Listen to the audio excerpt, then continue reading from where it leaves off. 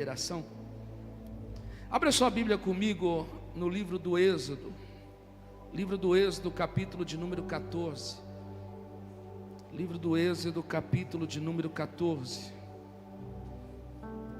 Subiu. Eles voltam. Jesus vai voltar, eles voltam. Êxodo, capítulo de número 14. Quantos acharam? Digam amém. Verso de número 15. Então o Senhor indagou a Moisés. Dá um pouco mais de retorno para mim, por favor.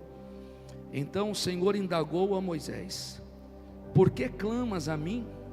Dize aos filhos de Israel que marchem avante. Verso 16. E tu, levanta o teu cajado, estende a mão sobre o mar e divide-o, para que os filhos de Israel atravessem o mar caminhando sobre o chão seco. Verso 17. Eu, no entanto, ainda endurecerei o coração dos egípcios, para que vos sigam, e serei glorificado por intermédio do faraó e de todo o seu exército, em seus carros e cavaleiros. Verso 18.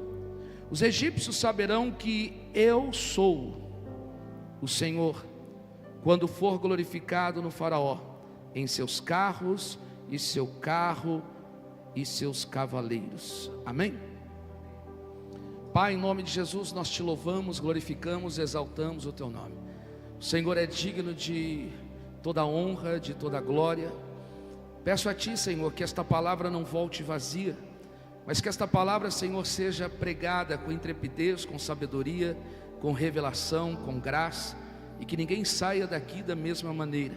Que nós possamos ser impactados por esta palavra, que o teu Espírito encontre liberdade em cada um de nós, e que nós possamos dar espaço e lugar para que o Senhor possa agir através de nós e por nós, para a glória do teu nome. Amém e amém. Amém. Deus é um Deus que trabalha conforme o espaço que nós liberamos para Ele.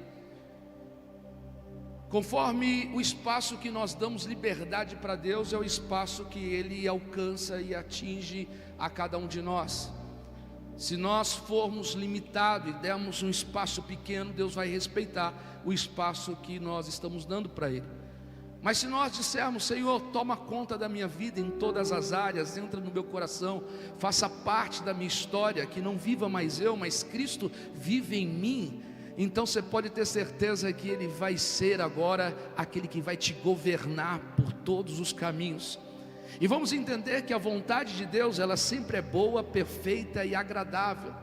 E quando nós nos dispusemos a poder colocar no centro da vontade de Deus, nós temos que entender que algumas coisas nós não iremos compreender, só iremos precisar obedecer, porque é melhor obedecer do que sacrificar. Porque quando nós obedecemos, há resultados na obediência que podem gerar milagres. Quantas obediências a gente ouviu que milagres foram consequência de obediências que tiveram? Se a gente olhar para Abraão, quando Abraão vai sacrificar o seu filho Isaque, e ali naquele monte onde ele está, e no momento do sacrifício uma voz sai e Abraão escuta: Abraão, não faça tal coisa, eu já tenho visto a tua fé, tenho visto aquilo que você tem dado espaço para que eu possa trabalhar, não cometa tal coisa, eu vou prover para você. E quando ele olha para o lado, tem um cordeiro preso ali para que possa ser sacrificado. Aí é onde a gente conhece aquela frase famosa: Jeová Jirê, Deus proveu, Deus proverá. Mas quando nós entendemos o livro do Êxodo, quando a gente compreende aqui que é o segundo livro onde o povo vai sair do Egito, o povo vai sair de uma escravidão, e aí no capítulo de número 14, verso de número 15, vai falando: então o Senhor indagou a Moisés. Quer dizer, Deus questionou a Moisés. Deus, ele sempre conversava com Moisés, e Moisés conversava. Que relação maravilhosa, que intimidade que Moisés tinha. Moisés tinha tanta intimidade, afinidade com Deus, que quando Moisés vai sair com o povo e atravessa o mar e já está no deserto, Deus vai falar para Moisés: Moisés, eu vou enviar um anjo para que possa ir na frente, caminhando com vocês. E Moisés vai falar: não, Senhor, eu não quero anjo, não quero querubim, não quero serafim, eu não quero seres angelicais, eu quero a tua presença. Se o Senhor não for conosco, eu não dou um passo à frente. Aleluia. Moisés tinha tanta intimidade que Deus falou: tá bom, Moisés, então eu vou contigo, eu vou preparar. Quando você vê uma nuvem, será eu. Quando você vê uma coluna de fogo, também será eu que estarei direcionando e acompanhando. Quando tudo estiver parado, você para, mas quando estiver andando, você caminha. Aleluia. Moisés tem tanta afinidade com Deus e fala com o Senhor, que a gente vai ver que chega o momento que Deus se ira contra o povo. Moisés sobe ao monte para poder buscar a direção de Deus, as leis de Deus. Daqui a pouco o povo está juntamente com Arão, tirando os pertences, tirando as joias e derretendo e fazendo bezerros de ouro e adorando, para dizer: foi esse bezerro que nos tirou do Egito. E aí começa a tirar Deus do seu lugar e colocar que um objeto de metal tinha capacidade de tirá-los do Egito, e começa uma idolatria. E Deus fala: eu vou matar esse povo, eu vou destruir. Não se preocupa, Moisés, eu vou destruir todos eles, e vou fazer que você comece uma nova história, com um novo povo, um novo tempo. E Moisés falou: não, Senhor, se o Senhor destruiu, o que é que eles vão falar? Que o Senhor os tirou do Egito para trazer para o deserto para eles morrerem? Senhor, não vai matar não. Se o Senhor matar, risca o meu nome do livro da vida. Tá bom, Moisés, eu não vou matar ninguém, eu vou dar continuidade. Ah, meu Deus do céu. Entenda uma coisa: a coisa mais preciosa que tem é o relacionamento entre o homem e o próprio Deus. O relacionamento, sabe o que separa o homem de Deus? Chama-se pecado. O profeta Isaías diz que os vossos pecados fazem separação entre vós e Deus. Entre vós e Deus. Mas dá glória a Deus, porque a Bíblia diz também, que o profeta Isaías diz, que Ele levou sobre si as nossas enfermidades, as nossas dores, os nossos pecados foram levados na cruz do Calvário. E lá na cruz do Calvário Ele levou todos os nossos pecados. Aí o apóstolo Paulo vai dizer aos Romanos, capítulo de número 8: nenhuma condenação há para aqueles que estão em Cristo Jesus, que não andam segundo a carne, mas andam segundo o Espírito Santo de Deus. Aleluia. Existe um tempo antes da cruz e existe um tempo depois da cruz.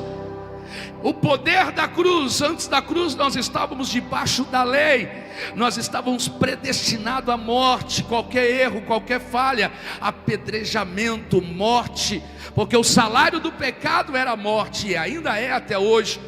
Mas qualquer erro que alguém não cumprisse a lei, os 613 mandamentos, alguém não cumprisse, estava destinado a morrer. Aleluia. Ninguém poderia ser absolvido. A lei era ali, a lei era rígida, a lei tinha poder, de poder matar, tinha poder. Mas aí depois que Cristo vem na cruz do Calvário, Ele cumpre toda a lei, e agora nós não estamos mais debaixo da lei, nós estamos debaixo da graça. Aleluia. Porque para a lei nós precisávamos fazer alguma coisa para ser beneficiados e recompensados.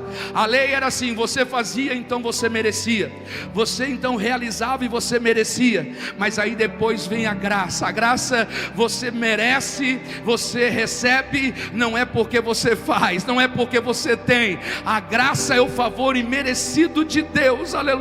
E a graça diz: eu te perdoo, vai e não peques mais. O relacionamento entre o Senhor e Moisés. Deus indagou a Moisés, Deus falou com Moisés. Entenda o seguinte, que Deus não mudou. Hebreus 13:8 vai dizendo que Deus é o mesmo ontem, hoje e eternamente. Olha para quem está do teu lado e fala assim: Deus não mudou. Então por que nós não ouvimos mais a Deus? O problema não é que Deus ficou em silêncio e parou de falar. O problema é que nós ficamos surdos em ouvir. Eu vi aqui que o pastor Renato disse que Deus tem que abrir os nossos olhos. Além de Deus abrir os nossos olhos, Deus precisa abrir os nossos ouvidos. Mas era interessante que todo aquele que era surdo chegava diante de Jesus, ele dizia Efata, que significa abram-se os seus ouvidos. Efata, abram-se os seus ouvidos, aleluia. Sabe por quê? Porque a fé vem por ouvir, e ouvir a palavra de Deus. Eu preciso ver, mas eu preciso ouvir também, porque o que eu ouço eu creio. Tem alguém que está aqui? Tudo aquilo que nós estamos ouvindo aqui nessa noite, nós estamos ouvindo para crer. Então o Senhor indagou Moisés, e esse relacionamento com Moisés, porque ele vai dizer assim: por que clamas a mim, Moisés? Por que está clamando a mim? Moisés está usando a mesma ferramenta que deu certo com ele, a sua existência. O povo fica 430 anos prisioneiro no Egito, e chega um momento que eles começam a clamar. Eles começam a clamar. Entenda que clamor é diferente de oração, e o clamor funciona. Jeremias 33:3 diz: clamas a mim, eu responder-te-ei, anunciar-te-ei coisas grandes e firmes e ocultas que ainda não sabe. O clamor tem algo especial que Deus ouve. Você lembra aquele homem que estava lá e era cego e dizia: Jesus, filho de Davi, tende misericórdia de mim. Ele está clamando, e aí Jesus para tudo e diz: manda ele vir aqui, porque eu vou perguntar para ele: o que é que você quer que eu faça por você? Aleluia. O clamor, ele tem um resultado, e nós precisamos clamar. E Moisés, ele é fruto de um clamor. Moisés é fruto de um clamor, e Moisés vai fazer agora clamar também. Você sabia que eu sou fruto de um clamor? Você é fruto de um clamor. Alguém clamou por você, alguém clamou por sua vida, alguém clamou por você, dizendo: tem misericórdia, salva ele, muda a vida dele, muda a vida dela, transforma ele, muda as coisas, faça alguma coisa. Aí Deus vem com uma intervenção, aí 1000 cai ao seu lado, 10.000 à sua direita, você não foi atingido. Aí ele quebrou o arco, cortou a lança, queimou os carros do fogo, e ele diz: aquietai-vos e saber que eu sou Deus. Sou Deus de Abraão, de Isaac e de Jacó. Você está entendendo? Você é fruto de um clamor. Moisés é fruto de um clamor, e por ele ser fruto de um clamor, agora ele está diante de um mar, que ele vai usar a mesma ferramenta que foi usada para ele existir. Mas eu tenho que entender que quando Deus vai falando: por que clamas a mim? Até parece que Deus não quer que ele clama. Só que eu tenho que entender que para cada situação eu preciso usar uma ferramenta. Para cada situação eu preciso me posicionar diferente. Nem todas as ferramentas que eu usei, ou que usaram, que deu certo, é necessário que eu use e que eu dê certo nisso. Para cada situação nós temos uma posição, para cada situação nós temos uma ferramenta, aleluia. Tem hora que a gente tem que orar, tem hora que a gente tem que clamar, tem hora que a gente tem que interceder, tem hora que a gente tem que levantar e andar, tem hora que a gente tem que caminhar, aleluia. Tem hora que a gente tem que enfrentar, tem hora que a gente tem que parar. Não é isso que Salomão vai dizendo no livro de Eclesiastes: há um tempo para todas as coisas debaixo do sol, há tempo de chorar e há tempo de sorrir, há tempo de plantar e há tempo de arrancar o que se plantou, há tempo para todas as coisas debaixo do sol. Então eu preciso entender que para cada tempo existe uma ferramenta, para cada tempo existe um posicionamento. Nem o mesmo posicionamento que eu tive no passado quer dizer que o posicionamento de hoje vai dar certo, aleluia. É por isso que Deus está ali questionando e indagando Moisés: por que clamas a mim? Eu tenho algo novo para você, eu tenho algo novo para você. E o que Deus estava falando para Moisés era: Moisés, não é tempo de clamar, é tempo de se posicionar, marchar, levantar sua cabeça e poder ir para frente. Eu vou repetir o que Deus está falando aqui nessa noite de hoje. Hoje a ministração e a mensagem que Deus tem para a tua vida não é você ficar clamando, não é você ficar colocando: Senhor, até quando? Senhor, tem misericórdia, Senhor, faça. A mensagem dessa noite é: levanta-te e anda, levanta-te e anda, se posiciona, toma um posicionamento, pega suas coisas e começa a caminhar, e vai enfrentando, vai para cima, aleluia. vai para cima. É o que Deus está dizendo, vai para cima. Ei, Lagoinha Mauá, uma mensagem para você na noite de hoje, vai para cima, aleluia. Olha quem está do teu lado, chacoalha ele e diz, vai para cima, aleluia. Vai para cima, se posiciona, vai para cima. Deus é contigo, Deus é a tua força, Deus é o teu broquel, Deus é a tua segurança, Ele é contigo. Vai para cima, vai para cima. O tempo de choro acabou, o tempo de clamar chegou. Ei, Ele está dizendo, é tempo de marchar, é tempo de ir para cima, é tempo de avançar. Vai, vai, vai. Chacoalha quem está do teu lado, diz, se posiciona, crente.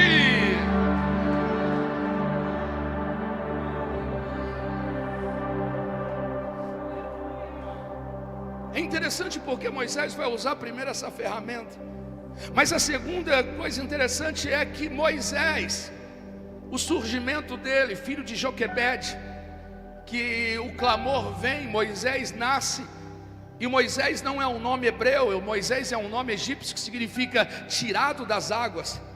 O interessante é que Moisés, quando nasce, Moisés é escondido, porque um decreto de Faraó dizia, todo menino que nascer, mate. Todo menino que nascer, acabe com ele.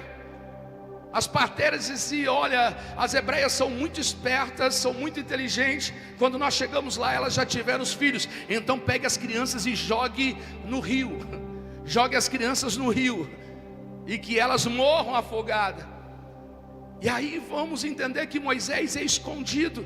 E Moisés fica escondido por 90 dias. Diga comigo, 90 dias. E quando ele fica escondido por 90 dias, ele cresce. E quando ele cresce, não tem mais como esconder. Precisa tirar ele do esconderijo e poder enviar ele para outro lugar. O que me chama a atenção é que mesmo escondido, mesmo no oculto, mesmo ninguém vendo, ele está crescendo. Eu vou repetir, mesmo ele escondido, mesmo ele no oculto, está crescendo. Ninguém sabe quem ele é. A gente pensa que para crescer todo mundo precisa ver, todo mundo precisa conhecer, todo mundo precisa olhar. Mas entenda o seguinte, é no anonimato que ele está crescendo, é no anonimato que ele está desenvolvendo. Em nome de Jesus, não precisa todo mundo te conhecer.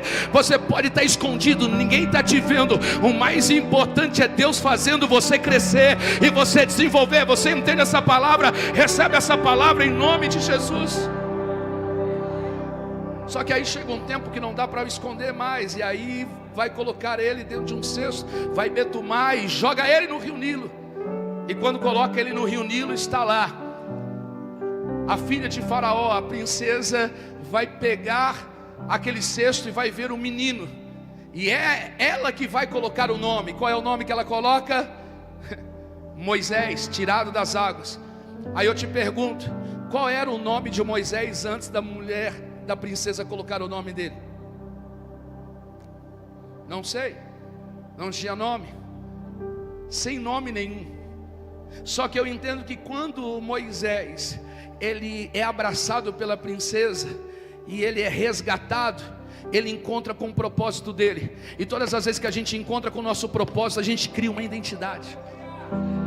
Eu vou falar de novo. Sabem o que acontece? Antes ele poder encontrar com o propósito dele, ele não tem nome nenhum, não tem identidade, porque nome fala de identidade. Mas todas as vezes que ele encontra com o propósito dele, ele começa a nascer uma identidade nele, porque ele encontrou com o propósito. Tem alguém comigo aqui nessa noite? O Senhor está dizendo, a partir do momento que você se encontrar com o teu propósito, cria-se uma identidade em você. Tem alguém para receber essa palavra? Se prepara para encontrar.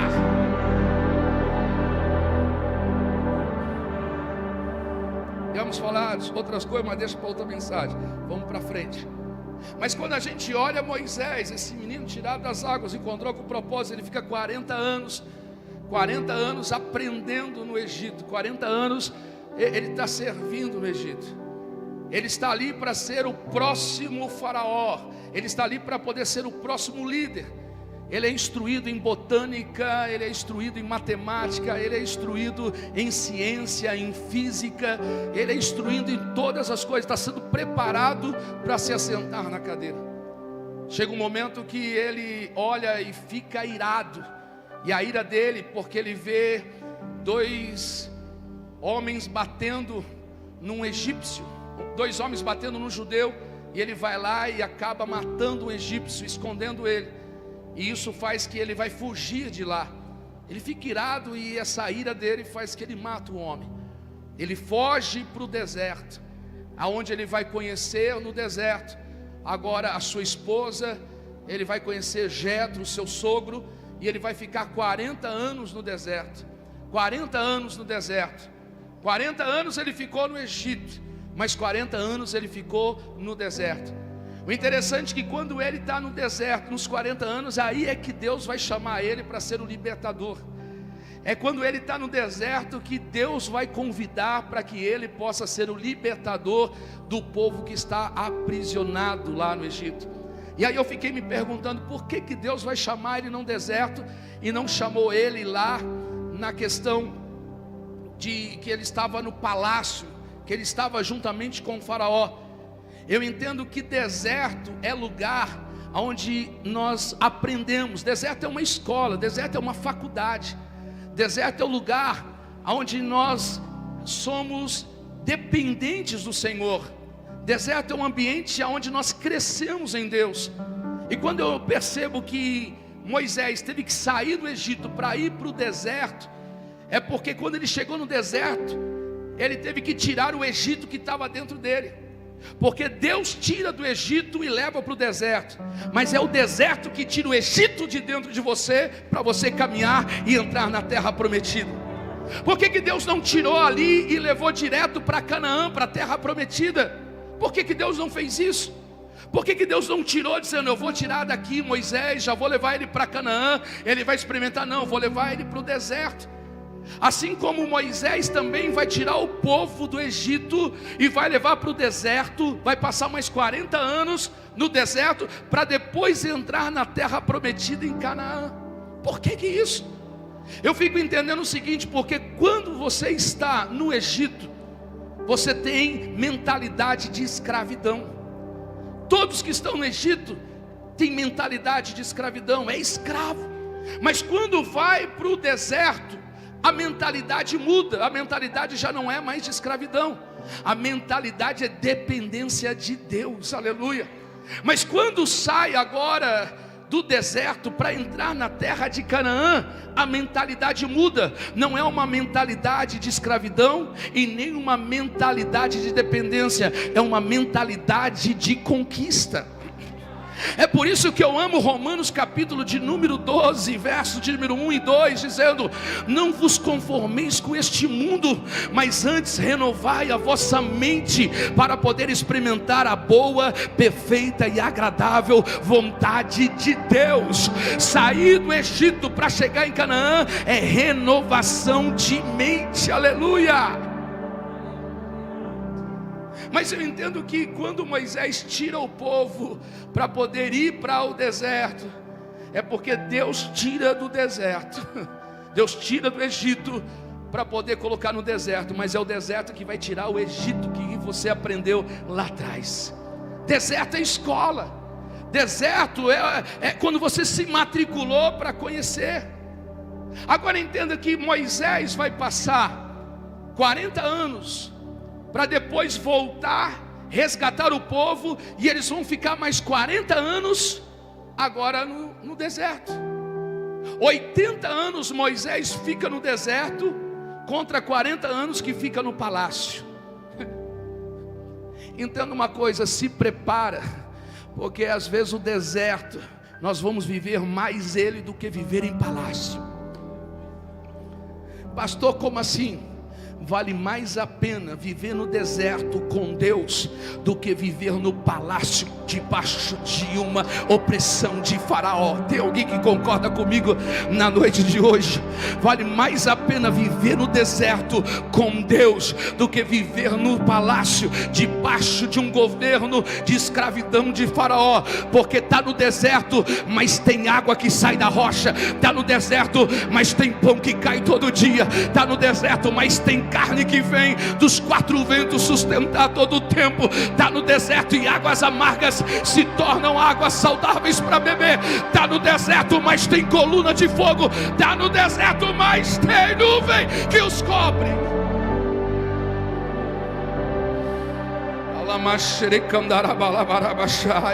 Há uma presença de Deus aqui nessa noite. Há uma presença de Deus aqui nessa noite. Se prepara. Deserto não é ruim. A gente pensa que deserto é a pior coisa que tem, mas deserto é lugar de provisão de Deus. Deserto é lugar onde nós desenvolvemos e aprendemos em Deus. Aleluia. A Bíblia diz assim que quando eles entram depois do mar, eles entram no deserto, eles fazem festa. Eles começam a festejar, eles começam a celebrar, eles começam a cantar. A gente pensa que somente quando vai entrar na terra da promessa que a gente vai cantar e vai celebrar. Eu não sei você, irmãos, mas no meu deserto também tem celebração e tem adoração. Eu não sei você, mas no meu deserto eu aprendi a celebrar, adorar, louvar e exaltar o nome dele. Eu não sei você, você fica esperando entrar em Canaã, na terra prometida, para celebrar, jubilar e adorar ao nome do Senhor. Mas a Bíblia diz que quando eles entraram no deserto, eles fizeram uma festa, celebraram, adoraram, fizeram festa e estava no meio do deserto. Ei, o inimigo vai ser envergonhado quando você fizer festa no deserto que você está vivendo. O inimigo vai ser confundido quando você começar a cantar no deserto que você está. Aleluia!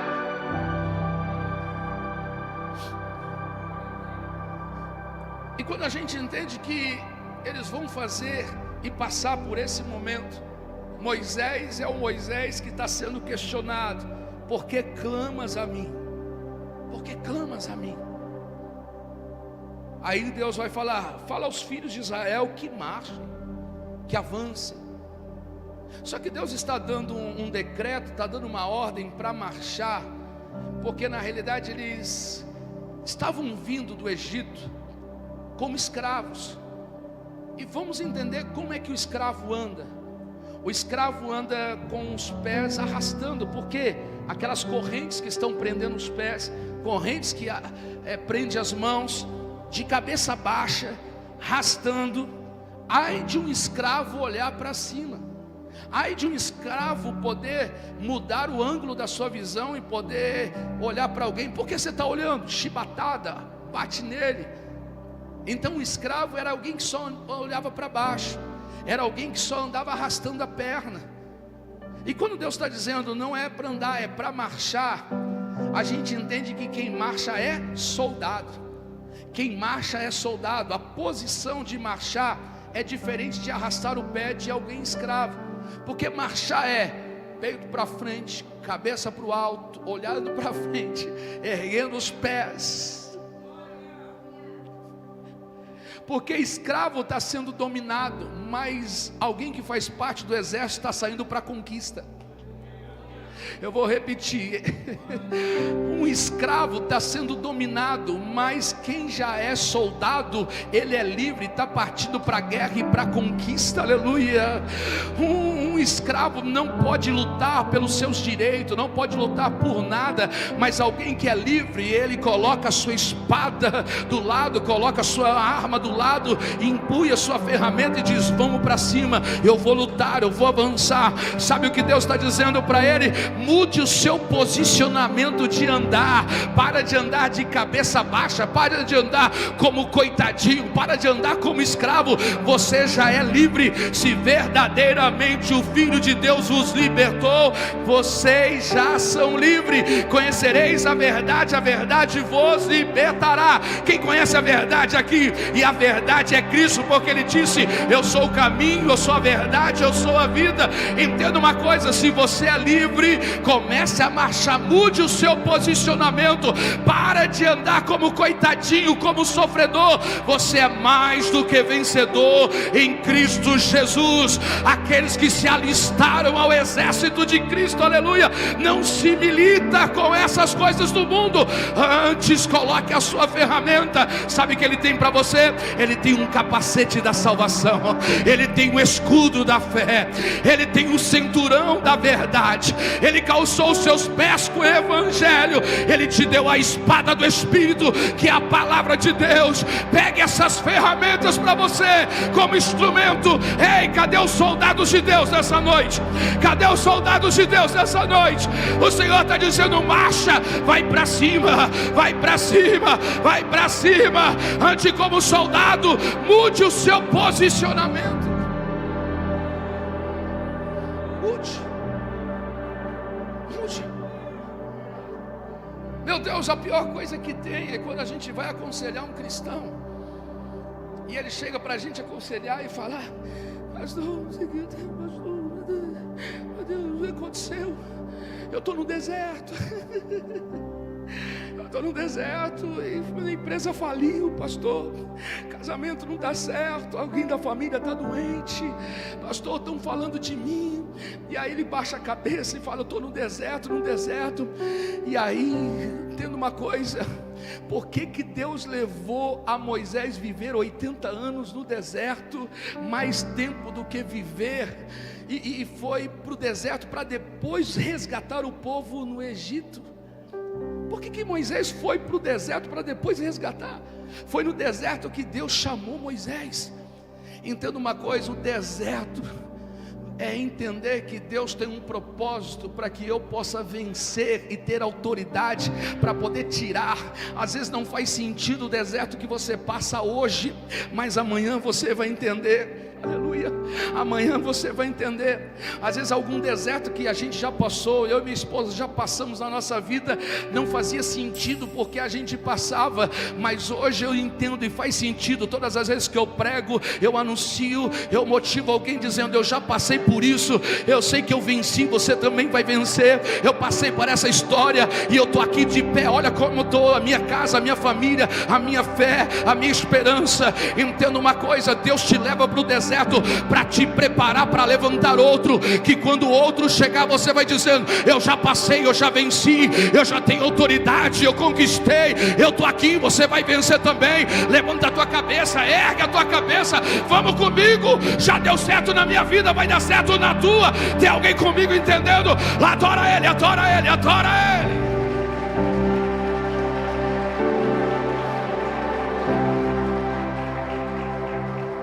Deserto vai me gerar autoridade.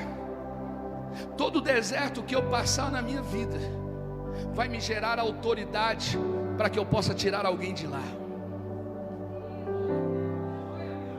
Vou repetir: às vezes não faz sentido porque você vai passar um deserto, mas todo deserto que você passa é Deus gerando em você uma grande liderança.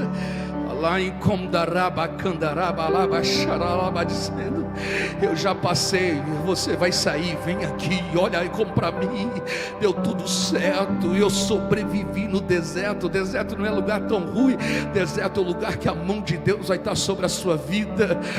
Olha, o Senhor foi misericordioso, a sua bondade é de geração em geração, e eu estou aqui. Vamos, Deus está gerando homens e mulheres aqui nessa noite para terem autoridade por onde passam. Talvez não faz sentido nenhum dia hoje, mas amanhã fará sentido.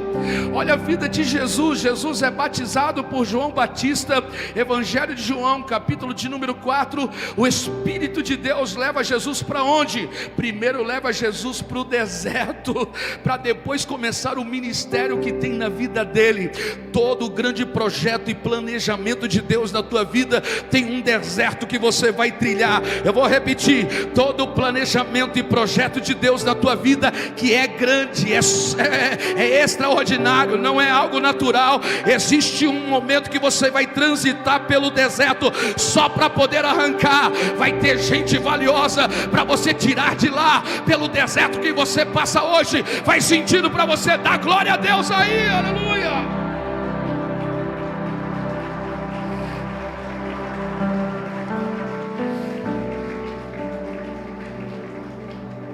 Moisés, marcha.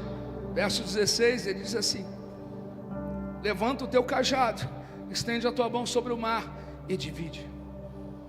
O que Deus está dizendo é: você tem algo na sua mão que eu te dei, e o que eu dei na sua mão é suficiente para poder abrir qualquer coisa que esteja no meio do caminho. Moisés, o que é que você tem na mão? Eu tenho um cajado, eu tenho uma vara. Então bate no mar, que o mar vai se abrir. Faz sentido um mar se abrir por um toque que dá de uma vara que está na mão? Não faz sentido. Mas eu tenho que entender que eu não posso menosprezar tudo aquilo que Deus coloca na minha mão. Sabe qual é o grande problema? É que eu menosprezo aquilo que está na minha mão, achando que é pequeno, achando que é pouco. Tem gente que ganha e fala: olha que miséria que eu ganhei, meu Deus, isso não é para nada, meu Deus. Aí fica reclamando, murmurando de tudo. Eu não posso menosprezar. Olha só o que eu tenho, eu só tenho um pouquinho. Parece aquela viúva que foi falar para o profeta, dizendo: eu não tenho nada em casa. Não, eu tenho um pouquinho de farinha, eu tenho um pouquinho de azeite. Aí ela lembra que o pouquinho para ela não era nada, mas ele diz: pega esse pouquinho, traz aqui, porque Deus vai multiplicar, você vai pagar as dívidas, vai saldar todos os devedores, e os seus filhos não vão ser levados como prisioneiros. Aleluia. Olha só que quando André pega um menininho e esse menininho tem 5 pães e 2 peixes, e Jesus fala: eu preciso sustentar a multidão.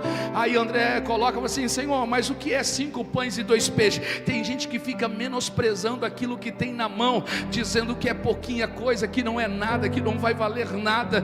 Aí Jesus pega os 5 pães, os 2 peixes, ora, multiplica, coloca 12 cestos, e depois que serve 15.000 pessoas, ainda fica 12 cestos cheio, transbordando. O teu pouquinho pode não ser nada, mas quando você coloca na mão de Deus, Ele multiplica, aleluia. Quando Sansão, ele tem uma queixada de jumento na mão, e não tem arma nenhuma, e vem 1000 soldados, os filisteus. Sansão, com uma queixada de jumento, ele começa a lutar com um, lutar com outro, lutar com um, lutar com outro. Ao final do dia, uma queixada de jumento, ele colocou 1000 homens no chão. Aleluia. O que é que você tem na tua mão? A gente menospreza. Até o mesmo Davi, que o Davi vai falar com Saul, quando Saul fala assim: olha, você quer lutar com esse gigante aí, com esse Golias? Coloca a minha armadura, coloca o meu capacete, e aí você vai lutar com ele. Você pega a minha espada e vai lutar. Davi dá 3, 4 passos e diz: não dá para mim andar com isso não. Eu desvalorizei o que eu tenho na mão. Eu tenho na mão uma funda, um estilingue, tenho 5 pedras aqui no meu alforje, e eu vou lutar com esse gigante com aquilo que eu tenho na mão. Mas o que é um homem de 2,10 metros com uma pedrinha que ele carrega? Pode não ser nada para alguém, mas para alguém que entende e não menospreza aquilo que Deus deu, é tudo para derrubar gigante. Aleluia. Quando Deus vai falar para Moisés: Moisés, o que é que você tem na mão? Eu tenho uma vara na minha mão. Então toca na água, que a água vai se abrir, e nenhum obstáculo vai estar no meio do caminho. Em nome de Jesus. O que é que você tem na tua mão e tem menosprezado? Deus te colocou algo. Não diga que isso é pequeno, porque tudo que é pequeno um dia fica grande. Tudo que é grande um dia foi pequeno. Tem alguém comigo aqui nessa noite entendendo? E o Senhor já colocou algo na tua mão. Pode ser um negocinho pequenininho, pode ser uma empresa pequenininha, pode ser um comércio pequenininho, pode ser uma família pequenininha, mas eu não posso ser como Gideão, em poder dizer: Senhor, essa é a menor família que eu tenho, eu sou o menor da minha casa. Mas o Senhor diz: ei, tu és valoroso, tu és valente, o que eu coloquei na tua mão, vai embora, começa a caminhar.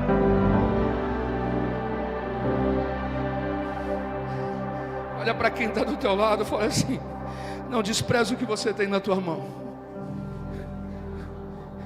Usa o que Deus te deu. Irmãos, coisas. Fala assim: usa o que Deus te deu.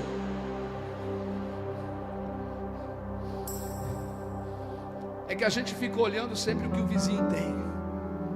A gente fica sempre olhando o que o outro tem é melhor. A gente sempre fica olhando e fala assim: o que o outro tem é mais, o que o outro tem é melhor. Enquanto a gente se preocupa que aquilo que o outro tem, a gente esquece daquilo que a gente recebeu. Usa o que você tem. Nenhuma porta vai se fechar, nenhum obstáculo vai ficar no meio do caminho, nenhum gigante vai parar na sua frente, nenhum inimigo vai derrotar. Use o que você tem.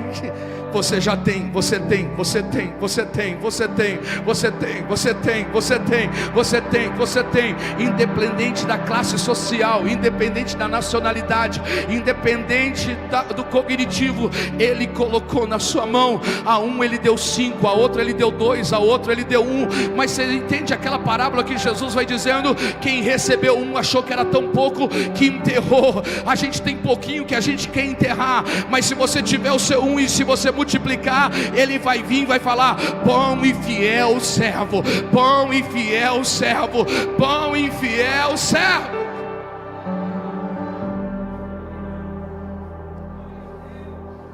Graças a Deus por aquilo que você tem. Louve ao Senhor por aquilo que você tem.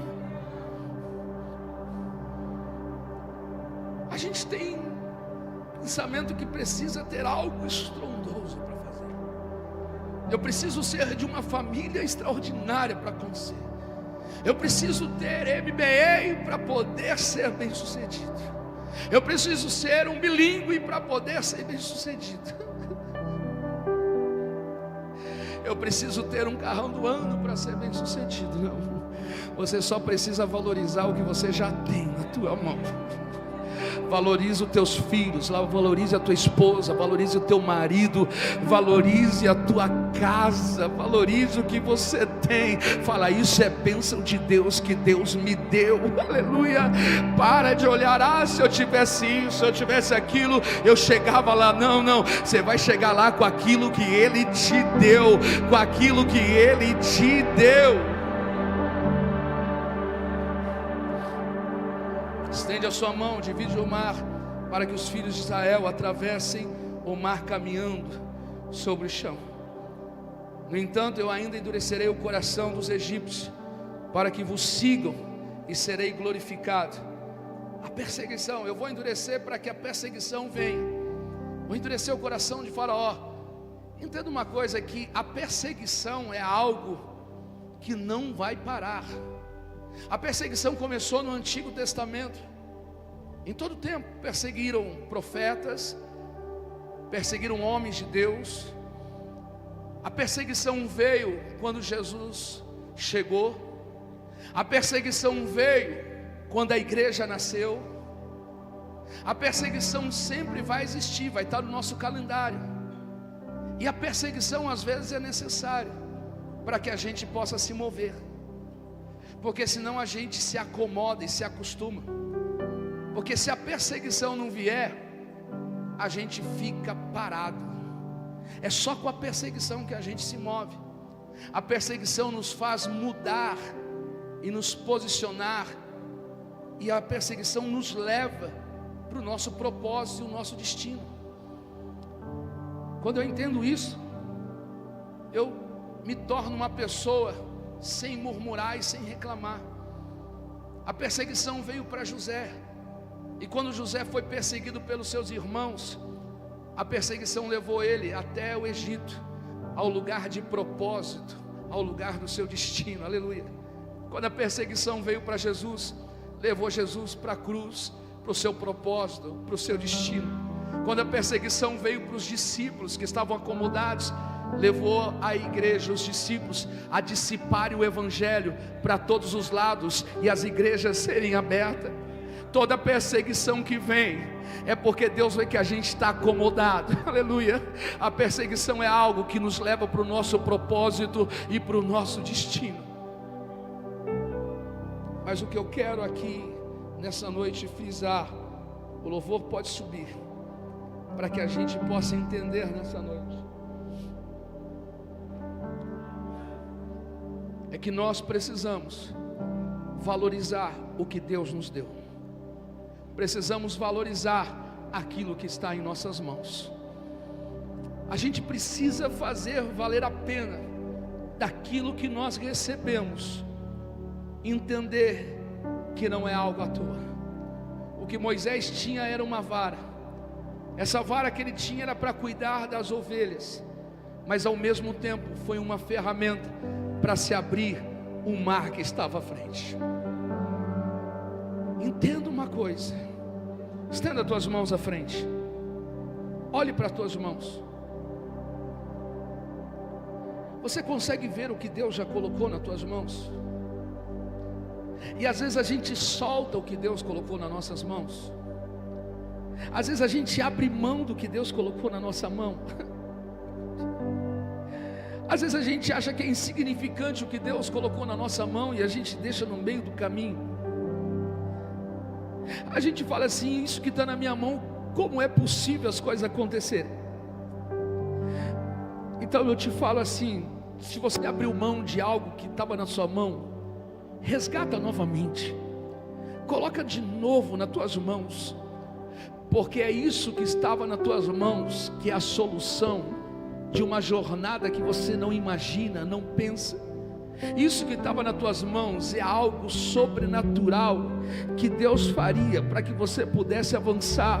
E às vezes a gente deixou de escanteio, querendo olhar para aquilo que está na mão do outro, mas é o que está nas tuas mãos, o que você abriu. Eu te convido a você colocar de novamente para as tuas mãos, porque é isso que vai fazer toda a diferença na tua jornada e na tua história.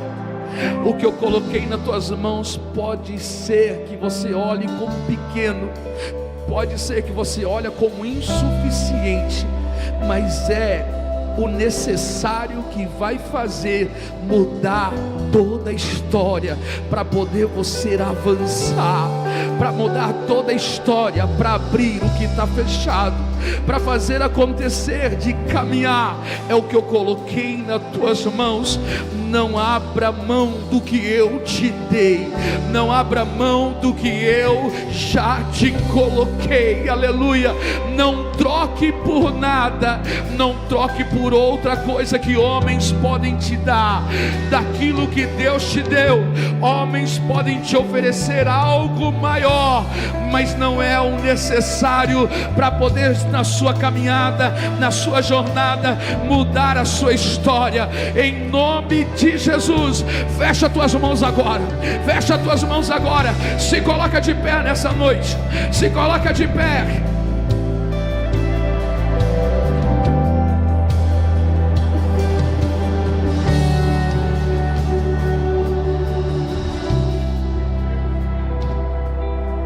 Segurou o que está nas tuas mãos? Agora se posiciona. Se posiciona. Para de olhar para baixo. Para de andar chorando. Para de ser um bebê chorando. Você já é adulto. Levanta a tua cabeça, ergue a tua cabeça. Há um tempo de orar, há um tempo de clamar, mas há um tempo de se posicionar. Há um tempo de levantar e dizendo: nesta segunda-feira eu vou me posicionar quem eu sou e com aquilo que eu tenho nas minhas mãos. Nessa segunda-feira eu vou entrar no meu trabalho, eu vou chegar de manhã, eu vou entrar dentro de casa dizendo: ei, eu sou sua mãe, ei, eu sou o seu pai. Eu vou entrar dentro da empresa e vou dizer: ei, eu sou o seu patrão. Eu vou entrar dentro da empresa e vou dizer: ei, eu sou funcionário aqui, eu não sou lixo não. Eu vou me posicionar nessa sociedade, aleluia. Há um Espírito de Deus que cobre a sua vida. Há um Espírito de Deus que cobre a sua vida.